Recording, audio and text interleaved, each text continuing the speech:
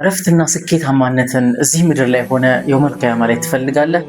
እንግዲያውስ ማረፍ የለብህም፣ መከራንም መቋቋም ይኖርብሃል። ምክንያቱም አንተ የተፈጠርከው እዚህ ምድር ላይ መከራዎችን ልትጋፈጣቸው፣ እረፍት ላታርፍና ሁልጊዜ ጭንቀትና ትግል ላይ ልትሆን ነው። አላህም እንዲህ ይላል፣ ለቀድ ኸለቅነል ኢንሳነ ፊ ከበድ፣ የሰው ልጅ በእርግጥም እኮ በልፋት በጭንቀት ነው የፈጠርነው በማለት ይናገራል። ስለዚህ ስኬታማ ለመሆን ሁሌም መስራት ይኖርብሃል። መስራት፣ መልፋት፣ መጣር እንዲሁም ማሰብና መጨነቅ ያስፈልጋል። ስለዚህ የልፋትህና የጥረትህ ውጤት ነው የሆነ ሰዓት ላይን ስኬት ይዞልህ የሚመጣው። ካለ ልፋት ስኬት የሚባል ነገር አይገኝም። ወቢቀድሪ ማ ተተዓና ተናሉ ማ ተተመና፣ አንተ በለፋኸው ልክ ያክል እንዲሁም በጣርከው ጥረት ያክል ስኬትህን ታገኘዋለህ። ስለዚህ እረፍት የሚባል ነገር የለም።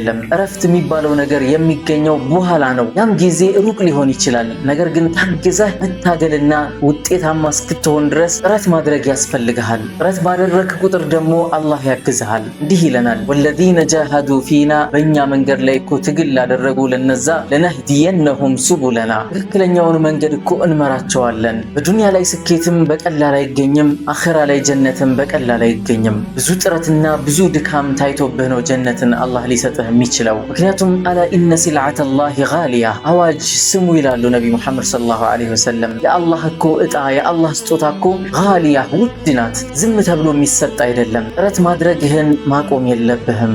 ሰላሙ አለይኩም።